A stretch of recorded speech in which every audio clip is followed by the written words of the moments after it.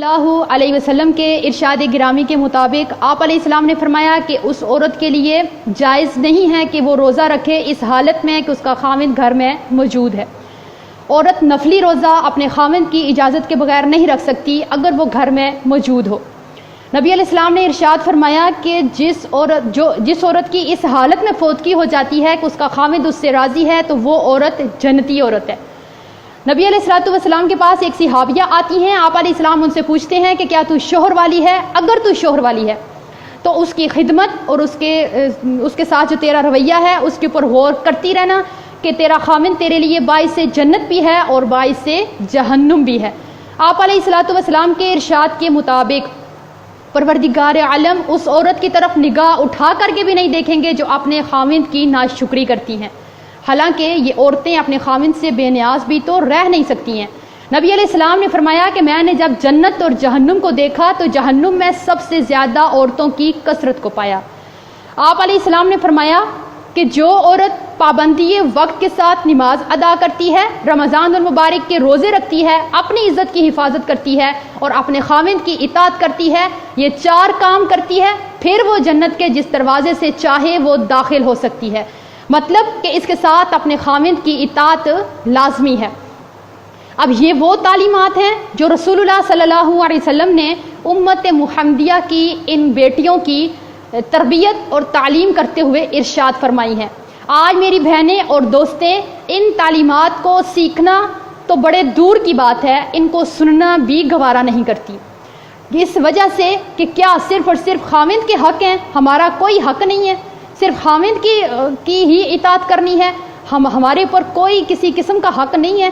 ہم لوگوں کو بھی حق دیا جائے۔ اگر ایک بات کو دیکھا جائے تو میری نظر سے آج تک جتنے بھی اشتہار گزرے ہیں اور جتنی بھی اس طرح کے تویز، چلے، دھاگے، پیر صاحب، ان کا صرف ایک ہی ہوتا ہے کہ اپنے خاوند کو مٹھی میں کرنے کا تویز، اپنے خاوند کو اپنا غلام بنانے کے لیے تویز، دھاگا، چلا اور دم اور یہ سب کچھ۔ اور یہ عورتیں اپنے خاوند کو مٹھی میں کرنے کے لیے، اس کو غلام بنانے کے لیے چلے کریں گی، دھاگے اٹھائیں گی، تویز اٹھائیں گی، سارا جتنی بھی خاوند کی جمع پونجی ہے جا کے پیروں فقیروں کو دے کر کے آ جائیں گی، کیونکہ ان کا مائنڈ بن چکا ہے کہ ہم نے اپنے خاوند کو غلام بنا کے رکھنا ہے، ہم نے اس کی اطاعت نہیں کرنی، اس کو اپنے سر کا تاج بنا کے نہیں رکھنا۔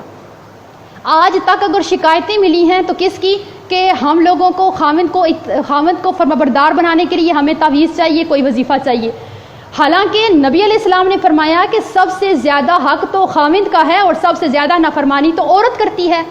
آج تک کسی خاوند نے یہ نہیں کہا کہ مجھے تعویذ چاہیے کہ میری بیوی نافرمان ہے، میری بیوی زبان دراز ہے، میری بیوی ناشکری ہے، مجھے تعویذ چاہیے۔ اب یہ وہ تعلیمات ہیں کہ ہم لوگ اپنا مائنڈ سیٹ کریں، سوچ مثبت رکھیں، کیا کہ ہم نے اپنے خاوندوں کی اطاعت کرنی ہے، ان کی فرمانبرداری کرنی ہے، ان کو سر کا تاج بنانا ہے، ہم نے نہ کہ ان کو غلام بنانا ہے اور ان سے غلامی کروانی ہے۔ آج یہ تعلیمات کو دیکھیے اور میری دوستوں اور بہنوں کا اپنے خاوندوں کے ساتھ رویہ دیکھیے۔ میری دوستیں اور بہنیں یہ سمجھتی ہیں کہ ہم نے اپنے خاوند کے گھر کی صفائی کر لی، اس کے کپڑے دھو لیے، استری کر لیے، اس کا روم صاف کر دیا، تو ہم نے کیا کیا؟ دنیا میں سب سے زیادہ جو فرمانبردار بیوی ہے وہ میں ہی کہلاتی ہوں، کیونکہ میں نے یہ سارے کام ٹائم سے کر دیے۔ حالانکہ ان سارے کام کے کرنے کا نام خاوند کی اطاعت اور فرمانبرداری نہیں ہے۔ خاوند کی اطاعت کیا ہے، خاوند کی فرمانبرداری کیا ہے، اور وہ کون سی وجہ ہے کہ جس کی وجہ سے آپ کا خاوند آپ کے اوپر توجہ نہیں دیتا اور آپ کا گھر کبھی بھی پرامن پرسکون نہیں رہ سکتا، وہ وجہ کیا ہے؟ دیکھتے ہیں حضرت ام سلیم رضی اللہ تعالی عنہا کا ایک حدیث۔ ان کا بیٹا بیمار ہے، بیمار بیٹا چھوڑ کر کے خاوند سفر پہ چلا جاتا ہے۔ جب خاوند سفر پہ جاتا ہے تو بیٹے کی ڈیتھ ہو جاتی ہے۔ یہ بیٹا جب فوت ہو جاتا ہے تو ان کا خاوند سفر سے واپس آتے ہیں تو ام سلیم مسکراہٹوں کے ساتھ، پیار کے ساتھ، محبت کے ساتھ اپنے خاوند کو ریسیو کرتی ہیں، گھر میں راحت، خوشی اور پرسکون ماحول بناتی ہیں، اپنے بیٹے کا جو دکھ ہے، اپنی ممتا کو مار کر کے اتنی بڑی پریشانی بھی اپنے خاوند کو نہیں بتاتی ہیں کہ میرے خاوند کیا ہوں گے، اس خبر کو سن کر کے پریشان ہوں گے، تو میں یہ خبر ان کو سنا کر کے پریشان کر کے نافرمان بیوی میں نہ لکھتی جاؤں۔ آج ہمارے ہاں اب آپ سوچئے کہ آپ اپنے خامند کو یہ سکون، یہ والا سکون اور یہ دلی تسکین، یہ ماحول ان کو دیتی ہیں۔ ہمارے ہاں کیا ہوتا ہے، خامند باہر کی صحبتوں کا، تھکاوٹوں کا، پریشانیوں کا تھکا ہارا جب گھر پہنچتا ہے، گھر پہنچتے ہی ہونا یہ چاہیے کہ اس کو مسکراہٹوں کے ساتھ ریسیو کیا جائے، اس کے لیے پرامن پرسکون ماحول بنایا جائے۔ یہ جو باہر سے تھکاوٹ لے کر آیا ہے، ایسا ماحول بنائیں کہ اس کو وہ بھی بھول جائیں۔ لیکن ہوتا کیا ہے، جیسے ہی خامند انٹر ہوا تو دن بھر کی جتنی چغلیاں تھیں، لڑائیاں تھیں، ہنگامے تھے، ختم ہوا، سودا سلف تھا، روتے بچے، بیمار بچے، دنیا کی جتنی پریشانیاں دن کو ہم لوگوں کو تھی، ہم لوگوں کو گھر میں جو تھکاوٹ بھی تھی، وہ ساری کی ساری ہم نے خامند کی انٹری کے ساتھ ہی اس کے اوپر دے ماری۔ اب کیا ہوگا، جو بندہ پہلے ہی گھبرا کے تنگ آ کے اس ماحول سے گھر میں آرام اور سکون کے لیے آیا ہے، آپ آگے سے اس کو اس طرح سے پیش آئیں گی تو وہ آپ کو پھولوں کے ہار نہیں پہنائے گا، وہ مسکراہٹیں نہیں بکھیرے گا، اس کے منہ سے پھول موتی نہیں جھڑیں گے، پھر وہ بھی غصہ کرے گا، تنگ آ کر کے غصہ کرے گا، لڑائی ہوگی، جھگڑا ہوگا، تو وہ کیا کرے گا، اس گھر کو چھوڑ کر کے، آپ کو چھوڑ کر کے وہ اس جگہ چلا جائے گا جہاں پہ اس کو پیار ملے گا، محبت ملے گی، دل کا راحت ملے گا، ذہنی ٹینشن اس کی دور ہو جائے گی، وہ والی جگہ دیکھ لے گا۔ پھر ہماری دوستیں اور بہنیں شکایت کرتی ہیں کہ ہمارے خامند ہم سے پیار نہیں کرتے، ہمارے اوپر توجہ نہیں دیتے، ہمارے گھر میں ان کا دل نہیں لگتا۔ اب دیکھتے ہیں کہ آپ نے سلیم جیسا گھر میں ماحول بنایا کہ آپ کا خامند گھر میں اس سکون میں آ کر کے رہے کہ وہ کسی کی طرف ایک نگاہ اٹھا کر کے نہ دیکھے، اس کا گھر کے بغیر کسی جگہ دل ہی نہ لگے۔ آج آپ کے گھر میں ہمیشہ جھگڑا رہتا ہے، آپ کا خامند آپ کے اوپر توجہ نہیں دیتا، پیار نہیں کرتا، تو آپ کے اندر کون سی کمی پائی جاتی ہے؟ اگر ان بری خصلتوں میں سے غور کیجئے، آپ کے اندر کوئی ایک خصلت بھی ہے تو اس کو دور کر کے اپنے گھر کو پرسکون بنا سکتی ہیں۔ پہلی بری خصلت کہ عورت اپنے خامند سے بحث و مباحثہ نہ ختم ہونے والا شروع کرتی ہے۔ یہ نہ ختم ہونے والی جو بحث شروع کرتی ہیں، اپنی جیت اس میں پکی کرواتی ہیں، اس میں کیا ہوگا، خامند سے بحث کر کے کیا ملے گا سوائے لڑائی اور گھر کا ماحول خراب کرنے کے۔ اگر آپ ایسے کرتی ہیں، آپ کے اندر یہ عادت ہے، تو آپ کا گھر کبھی بھی پرسکون نہیں بن سکتا۔ اگر آپ کے گھر میں آپ کے خامند کے ساتھ نہیں بنتی ہے تو آپ سوچئے کہ آپ نے خامند کے ساتھ مناظرہ تو نہیں کرتی ہیں، خامند نے ایک بات کر ہی دی ہے، اس نے بول ہی دی ہے، تو پھر اپنی جیت پکی کروانے والا مناظرہ دن ہا دن جو ہے وہ جاری رہتا ہے، وہ ختم ہی نہیں ہوتا۔ خامند کو بولنے کا، اپنی صفائی میں بولنے کا بھی موقع نہیں دیا جاتا کہ تم نے یہ بات کی تو کی کیوں ہے۔ اس نے اگر ایک وقت میں کوئی بات کہہ دی ہے اور دوسرے وقت میں آپ کو کرنے کا کہہ دیا ہے، پھر وہ مناظرہ شروع ہوگا جس سے آپ اپنے خامند کے دل سے اتر جائیں گی، آپ کے گھر میں کبھی سکون نہیں آ سکتا۔ اس سے آگے اگر عورتوں کے گھر میں یہ ناچاکیاں ہوتی ہیں تو ان میں ایک وجہ ہوتی ہے، خامند اور بیوی کے رشتے میں جو پیار بھرا رشتہ ہوتا ہے، اس میں ایک انا کا پہاڑ لا کے ہم کھڑا کر دیتے ہیں کہ اگر ہمارے ماں باپ بہن بھائی ہمارے گھر ملنے آئے اور خامند کی طرف سے کسی رشتہ دار نے ان کی عزت نہیں کی، ہم نے اس کو یہ فیصلہ سنا دینا ہے کہ تیرے رشتہ داروں نے میرے رشتہ داروں کی عزت نہیں کی اور آج کے بعد میں تیری 7 نسلوں کی عزت کرنے والی نہیں ہوں۔ جب یہ انا کا پہاڑ ہم اپنے رشتے میں کھڑا کریں گے تو یہاں پہ پیار محبت نہیں ہوگا، یہاں پہ لڑائیاں جھگڑے اور ناچاکیاں ہوں گی جو کبھی ختم نہیں ہوں گی۔ اپنے خامند کے اوپر غصہ نہ کریں۔ اگر آپ اپنے خامند کے اوپر غصہ کرتی ہیں، چیختی ہیں، چلاتی ہیں، تو آپ سوچ بھی کیسے سکتی ہیں کہ آپ اپنے خامند کے دل پہ راج کریں گی اور آپ کے گھر میں کبھی لڑائی نہیں ہوگی، ناچاکی نہیں ہوگی۔ اپنے خامند کو ہر وقت طنز نہ کریں، تان و تشنی نہ کریں اس کے اوپر، اپنے خامند کے ساتھ زبان درازی نہ کریں۔ یہی وجوہات ہیں۔ اب عورتیں جو ہیں، ہم عورتیں اپنی زبان درازی میں ویسے بھی بڑی مشہور ہیں۔ اپنی زبان جو ہے ہم اگر کنٹرول میں رکھ لیں اس وقت جب کہ خامند کو غصہ آیا ہے یا اس وقت جب کہ آپ کو غصہ آیا ہے، تو بڑے بڑے فیصلے ہونے سے ہم بچ سکتے ہیں، بڑے بڑے ہنگاموں سے بچ سکتے ہیں۔ عورت جب اپنے خامند کی عزت نہیں کرتی تو خامند کو اس میں کوئی دلچسپی نہیں رہتی۔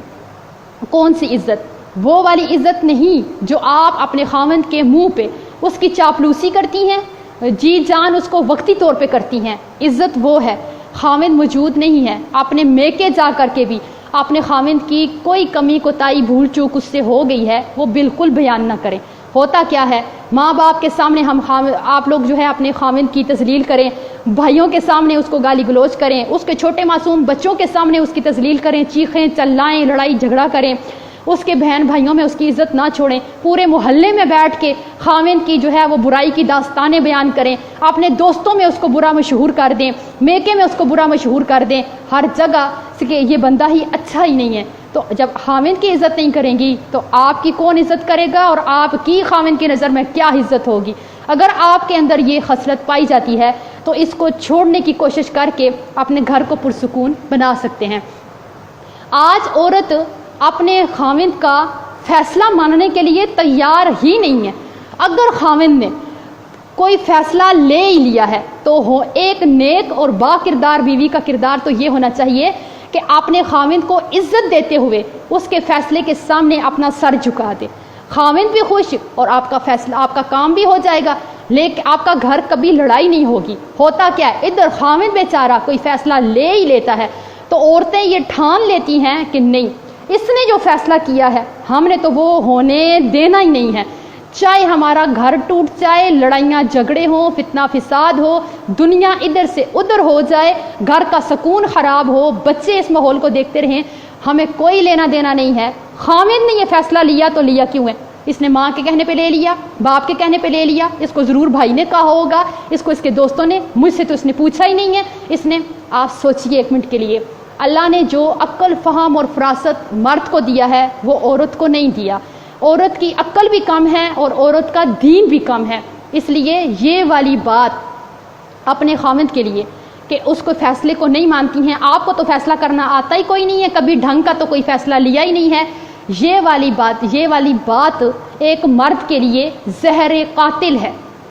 زہر قاتل ہے یہ بات مرد کے لیے کہ آپ کو کوئی سمجھ ہی نہیں، عقل کا کام کبھی کیا ہی نہیں، فیصلہ تو آپ کو لینا آتا ہی نہیں، جب بھی کرتے ہیں ایسے ہی کرتے ہیں، میں نے ایسے نہیں ہونے دینا۔ جب ہم وہاں پہ آ کے اپنی عقل، فہم اور فراست کے گھوڑے دوڑاتے ہیں نا، ان کو ہم بے لگام چھوڑ دیتے ہیں نا، تو اس گھر سے کبھی لڑائی نہیں ختم ہوتی، کبھی خوشی کی خوشبو یہاں پہ آ ہی نہیں سکتی ہے، خوشیاں ہمیشہ کے لیے یہاں سے روٹ کر کے چلی جائیں گی اور آپ کے خاوند کا پیار اور محبت بھی ساتھ لے کر کے چلی جائیں گی۔ آج آپ اپنے گھر کو پرامن بنانے کے لیے اپنے گھر میں آرام اور سکون کا ماحول پیدا کریں۔ آپ اس بات کو یاد رکھیے کہ آپ کا خاوند جو باہر کی پریشانیوں سے تھک کر کے گھر آتا ہے وہ آرام کے لیے آتا ہے، وہ سکون کے لیے آتا ہے۔ آپ اپنے ایک سمجھدار خاتون اپنے گھر کا ایسا ماحول بناتی ہے کہ اس کا خاوند کسی بات سے بھی اس سے ناراض نہ ہو، اس کو کوئی بات بری نہ لگے۔ ایسے مرد اپنے گھر سے باہر کسی کو آنکھ اٹھا کر کے بھی نہیں دیکھتے، جن کو گھر سے پیار ملے، محبت ملے، چاہت ملے، سکون ملے، آرام ملے، خدمت کرنے والی بیوی ملے۔ یہ والی چیزیں جب مرد کو ملیں، مرد کبھی کسی طرح کی لڑکی کو باہر نظر اٹھا کر کے نہیں دیکھتا۔ آج ہماری بہنوں کے اندر تو اتنی برداشت نہیں ہے کہ اگر ایک خاوند اپنی ماں کے لیے علادہ سے ایک برگر اٹھا کر کے لے آئے، ایک برگر، تو بیوی سے یہ برداشت نہیں ہوتا کہ اس نے میرے لیے، میرے پورے بچوں کے لیے کیوں نہیں لایا، صرف ایک بیوی کے لیے لے کر کے کیوں، اپنی ماں کے لیے لے کر کے کیوں آیا ہے۔ تو یہ والی بات بھی ہم سے ہونا تو ایسے چاہیے، ایک با کردار بیوی اپنے خاوند کو خود اس بات کی جو ہے وہ آپ لوگ توجہ دلائیں، اس کو ٹائم دیں، کیا کہ آپ اپنے والدین کو ٹائم دیجئے، ان کی خدمت کیجئے، ان کی ہر ضرورت کو پورا کیجئے، یہ سوچ کر کے کہ وہ تیری جنت ہیں، اور یہ دیکھ کر کے کہ کل یہ ہمارے بچے بڑے ہوں گے، یہ ہماری بھی اسی طرح سے عزت کریں گے اور ہماری کیا کریں گے، عزت بھی کریں گے اور خدمت بھی کریں گے۔ آپ سوچئے اگر بیوی کے والدین آپ کی بیوی کی جنت ہیں تو شوہر کے جو والدین ہیں وہ اس کی جنت ہیں، آپ اس سے اس کی جنت چھیننے کی کوشش مت کیجیے، نہیں تو یہ ساری جو ہیں وہ باتیں ہیں، وجوہات ہیں جس کی وجہ سے ایک عورت کا گھر اگر اس کے اندر یہ والی باتیں پائی جاتی ہیں تو کبھی بھی خوشیوں بھرا گھر نہیں بن سکتا۔ اگر آپ کو اپنے خاوند سے شکایت ہے تو آپ اس کی بے رخی کی شکایت کرنے کی حقدار ہی نہیں ہیں اگر آپ کے اندر یہ والی ساری بری خصلتیں پائی جاتی ہیں۔ اگر آپ یہ سارے حق ادا کریں، نبی علیہ الصلوۃ والسلام کی تعلیمات کو دیکھیں اور پھر اپنے رویے کو دیکھیں، تو آپ کا گھر ممکن ہی نہیں ہے کہ آپ کا گھر جنت کا نقشہ نہ پیش کرے، پرامن نہ ہو، پرسکون نہ ہو، آپ کا خاوند آپ اپنے خاوند کے دل پہ راج کرنے والی نہ بن سکے۔ آج اگر آپ یہ سمجھتی ہیں کہ ہم جو ہے یہ دو چار جو کام ہیں ہمارے، کپڑے دھونے سے لے کر استری کرنے تک اور کھانا بنانے سے لے کر برتن دھونے تک، یہ سب ہم کر کے اپنے خاوند کا حق ادا کر دیتی ہیں، تو آپ بہت بڑی غلطی پر ہیں۔ آج تک عورتوں نے بیویوں نے اپنے حق لینے سیکھے ہیں، آپ نے خاوند کو دیا کیا ہے، اس کی خدمت کی کتنی ہے، اس کو حق دیا کیا ہے۔ اگر خاوند کا اتنا حق ہے کہ اگر نبی علیہ الصلوۃ والسلام نے فرمایا کہ اگر ایک خاوند کے جسم میں کوئی اس طرح کا زخم یا دانہ بن جاتا ہے جس کو ایک عورت اپنی زبان سے چاٹ کر کے صاف کر دیتی ہے، اس کے پیپ کو، زخم کے گند کو، لہو کو زبان سے چاٹ کر کے صاف کر دیتی ہے، یہ عورت اپنے خاوند کا پھر بھی حق نہیں ادا کر سکتی۔ تو آپ اس حدیث کی روشنی میں سوچئے کہ جو سارا دن اپنے خاوند کو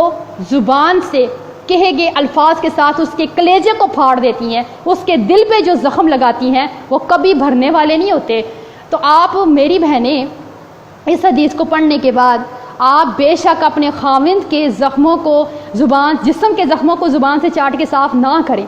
لیکن آپ جو اس کو ہر وقت اس کا کلیجہ چیر دینے والے طنز کرتی ہیں، اس کو غصہ کرتی ہیں، چلاتی ہیں اور ایسی باتیں کہتی ہیں جو خاوند کو بری لگتی ہیں، آپ اس کو کم سے کم وہ والے زخم نہ دیں۔ اللہ آپ کے گھر کو خوشیوں بھرا گھر بنا دے گا۔ تو ممکن ہی نہیں ہے کہ اگر آپ اپنے گھر میں محبت، پیار اور سکون اور چاہت دیتی ہیں تو آپ کا خاوند کبھی کسی کو نظر اٹھا کر کے بھی دیکھے گا۔